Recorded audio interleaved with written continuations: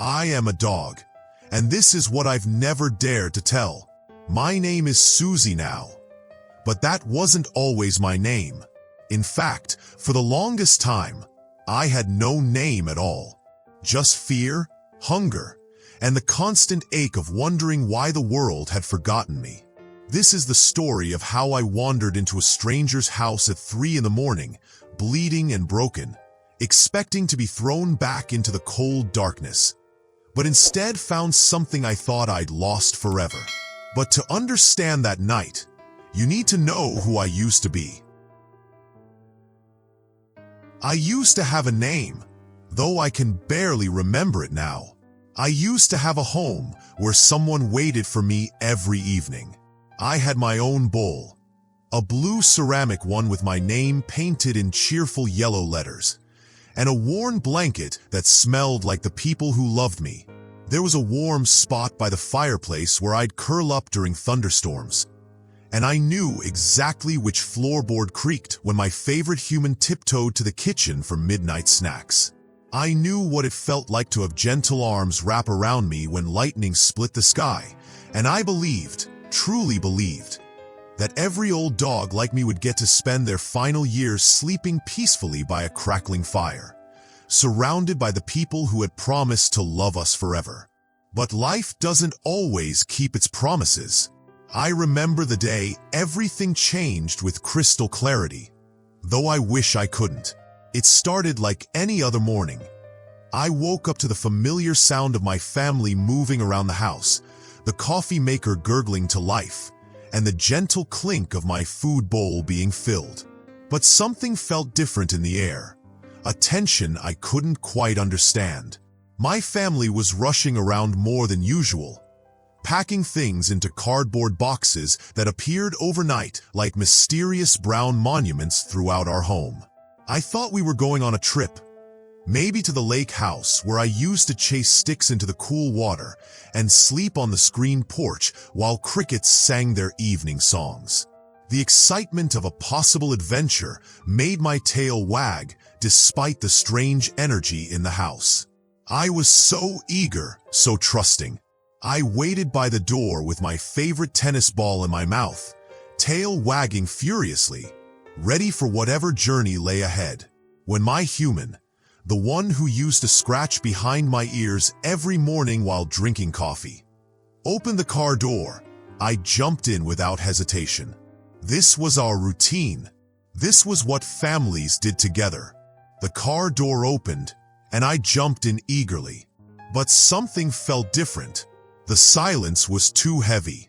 No one was talking to me in that sing-song voice people use with dogs they love. No one was scratching behind my ears or promising treats at our destination. We drove for what felt like hours. The familiar sights of our neighborhood disappeared, replaced by roads I'd never seen before. When the car finally stopped, we weren't at the lake house. We weren't anywhere I recognized. The door opened, and I jumped out, confused but still trusting. Then I heard the sound that would haunt me forever. The car door slamming shut behind me. The engine starting up again. I ran after the car, barking, my heart pounding with panic I'd never felt before. But it kept driving, further and further away, until it was just a distant speck on the horizon, taking with it everything I thought I knew about love and loyalty. No one said goodbye. No one cried when they left me behind. There was just the empty road, the unfamiliar smells, and the terrible understanding that I was completely alone. From that day forward, I learned a different kind of life. I learned to survive. The streets taught me lessons I never wanted to learn. I learned to avoid the swing of angry brooms and the throw of sharp stones that whistled past my ears. I learned which garbage cans might have scraps and which ones were empty promises wrapped in cruel hope. Behind the Italian restaurant on 5th Street, sometimes there were pasta scraps. The McDonald's dumpster was usually locked tight, but occasionally someone would drop French fries in the parking lot. I learned to time my appearances at the park for early morning, when joggers might drop energy bar wrappers that still had crumbs, and late evening when families left behind pieces of sandwiches after picnics. I learned to recognize the look in people's eyes. The one that said I was invisible, worthless, just another urban problem to step around. Some people would cross the street when they saw me coming. Others would make that clicking sound with their tongues and shake their heads, as if my existence was a personal disappointment to them. Children would sometimes reach out to pet me, but their parents would quickly pull them away, warning about diseases and dangerous animals. The worst were the ones who looked at me with pity, but kept walking anyway. At least the people who ignored me completely didn't raise my hopes. But those sympathetic glances, the ones accompanied by sad sighs and whispered, "Poor thing," those hurt the most because they reminded me that I was still capable of being seen, just not worth saving. My once glossy coat became a tangled mess of burrs and dirt. My ribs started showing through my skin like prison bars, and I could feel every bone in my spine when I curled up to sleep. A cut on my paw became infected because I had no one to clean it, no warm bath to wash away the pain and grime. The wound would ooze and throb, leaving bloody paw prints on the concrete that told the story of my struggle. One of my teeth cracked on a discarded chicken bone I desperately tried to eat, and every meal became an exercise in managing the sharp, electric pain that shot through my jaw. Even drinking water became challenging, and I learned to lap it up carefully, trying to avoid the broken edge that felt like a knife in my mouth. But the physical pain was nothing compared to the loneliness. I'd see families walking their dogs in the park, and my heart would race with hope. Maybe they'd see me. Maybe they'd remember that I used to be someone's beloved pet too. But they'd pull their dogs closer and hurry past, as if my abandonment might be contagious. Months turned into a year, then longer. I stopped hoping for rescue and focused on just surviving another day. I found temporary shelters under bridges, in abandoned buildings, anywhere the rain couldn't reach me. I made friends with other strays, but they always disappeared. Some found homes, others didn't make it through particularly harsh winters. I built walls around my heart, thick and high. Trust was a luxury I couldn't afford. Love was a word that meant nothing. But even as I told myself these things, even as I grew harder and more careful, I never completely forgot what it felt like to be loved. That memory lived deep inside me, a tiny ember that refused to die no matter how cold the world became. I told myself I was protecting that ember, keeping it safe. But really, I think it was protecting me. And then came the night that changed everything. The night I discovered that sometimes miracles wear pajamas and keep their doors unlocked. I never intended to become a home invader. It was one of those October storms that feels like the sky is trying to tear itself apart. The wind was so strong it knocked over trash cans and sent debris flying like missiles. Rain fell in sheets so thick I could barely see 3 feet in front of me. My infected paw was throbbing with every step, and the broken tooth in my mouth made it agony to eat or drink anything.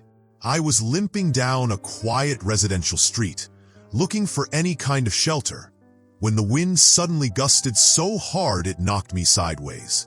I scrambled for balance and found myself in someone's front yard, pressed against their house for protection from the storm. That's when I saw it.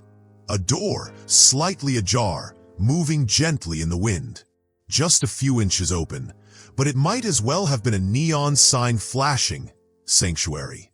I could see warm light spilling out into the darkness, and I caught a whiff of something I hadn't smelled in so long I'd almost forgotten it existed. Home. My rational mind screamed warnings. Dogs like me didn't go into houses uninvited. That's how you end up at the pound, or worse. But my body was shutting down from exhaustion and pain, and the storm was getting more violent by the minute. I approached that door like it might bite me, every muscle ready to run at the first sign of danger. But when I pressed my nose against the opening and peered inside, I saw something beautiful and terrifying. A normal family home. Soft furniture, family photos on the walls, toys scattered on the floor. The kind of place I used to belong. Another gust of wind pushed the door wider, and before I could change my mind, I stepped inside. The warmth hit me immediately, and I almost whimpered with relief.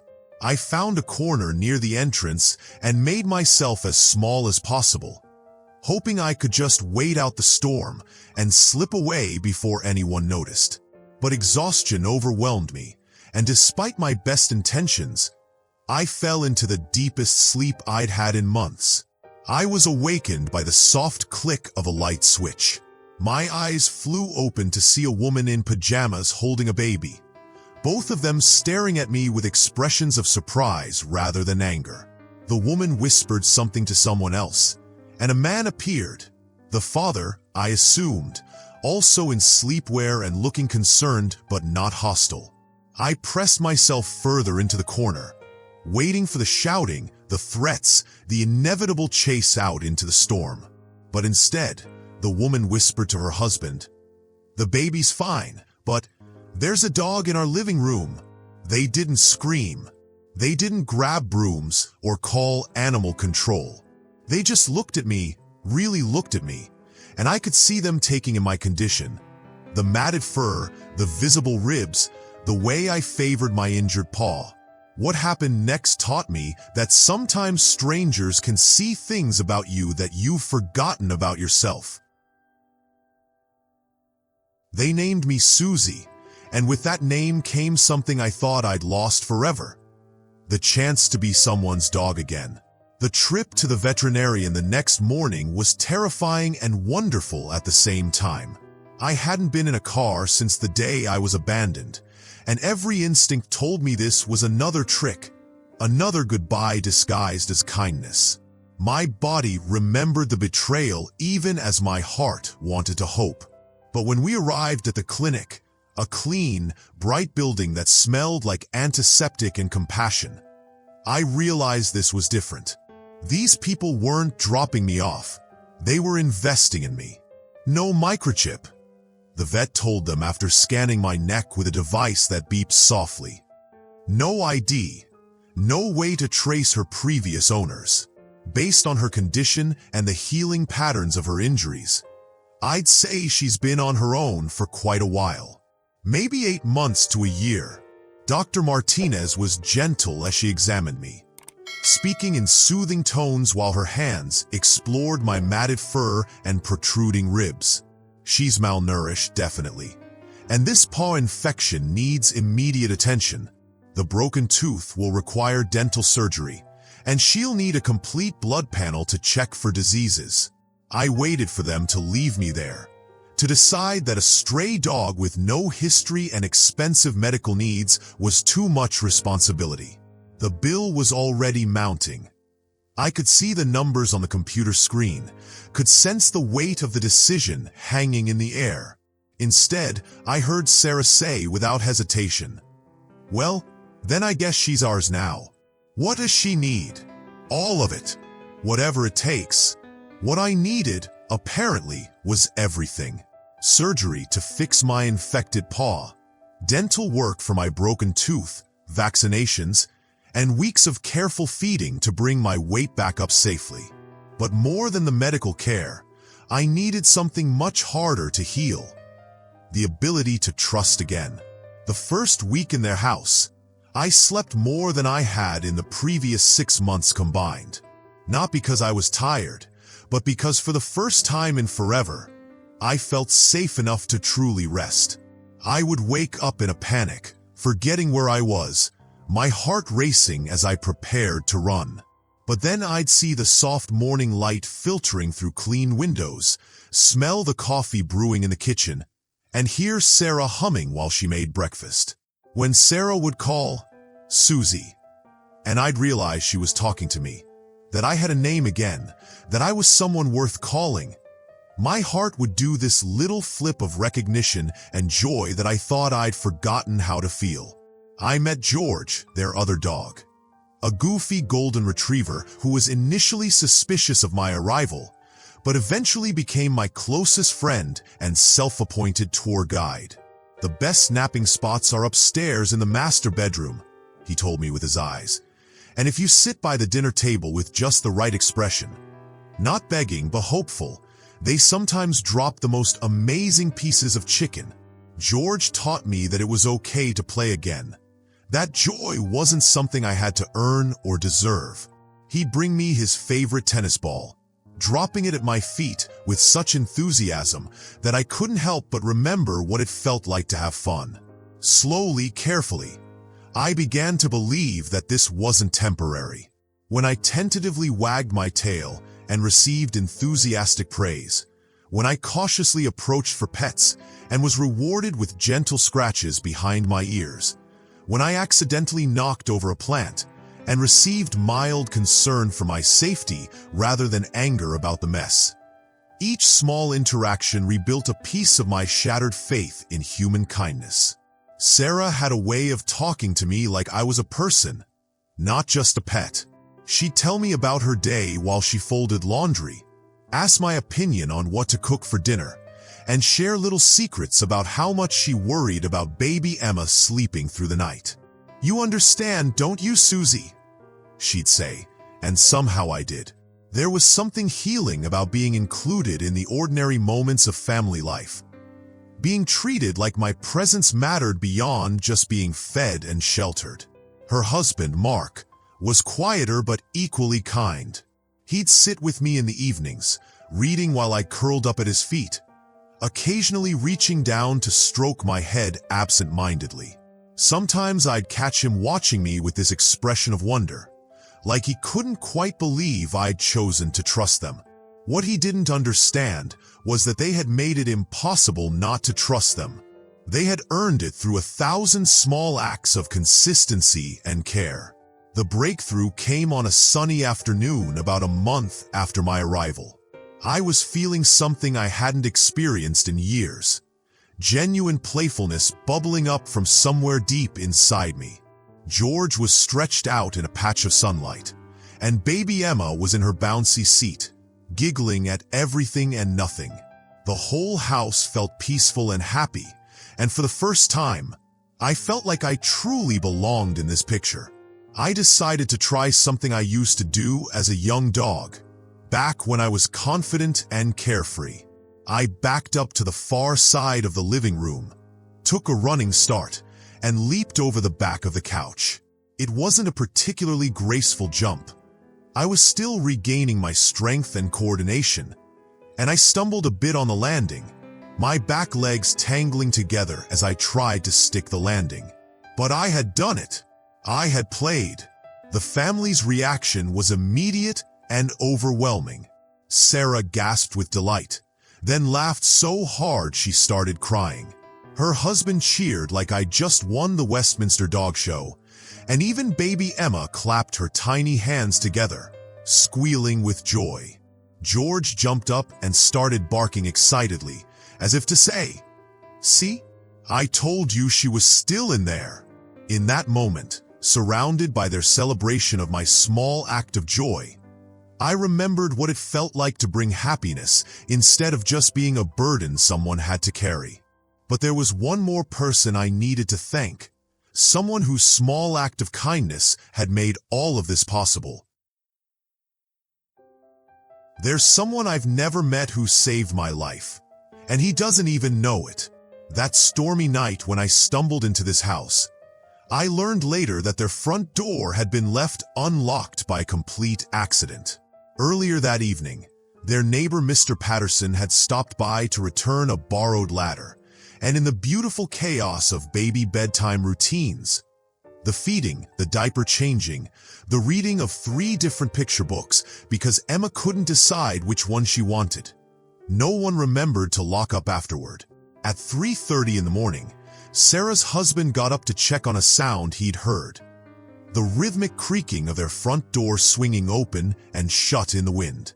He was my unnamed hero, the person who secured our home and made sure his family was safe. But instead of slamming it shut with frustration at the oversight, he closed it gently, considerately, not wanting to wake his sleeping wife and daughter with the sound of his own responsibility. He doesn't know that his quiet kindness allowed me to stay inside long enough to fall into the deep, exhausted sleep that probably saved my life. He doesn't know that his small act of consideration gave me just enough time to be discovered with grace instead of terror, to be seen as what I really was, not an intruder or a threat, but a refugee seeking shelter from a storm that had lasted far longer than just one night. I used to think that open doors only led to danger and disappointment. But that night, an open door led me to the greatest gift imaginable: a family who chose to keep me. Not everyone adopts an old, injured dog with no known history. Not everyone looks past the matted fur and fearful eyes to see the loving heart underneath. But Sarah and her family did. They chose me, and they chose to stay with me through every step of my healing. And now, curled up in my favorite sunny spot by the window, watching George chase his tail in the backyard while baby Emma takes her first wobbly steps across the living room, I choose them too. Every single day, I choose this family, this love, this second chance at the life I thought I'd lost forever. There are still nights when I wake up in a panic, forgetting where I am, my body tense for flight before my mind catches up and reminds me that I'm safe. There are still times when a sudden loud noise or an unexpected movement makes me flinch, my street instincts flaring to life before settling back down. The trauma of abandonment and survival doesn't disappear overnight, but it's being slowly overwritten by new memories of security and love. I've learned that healing isn't a destination. It's a daily choice to trust, to hope, to believe that good things can last.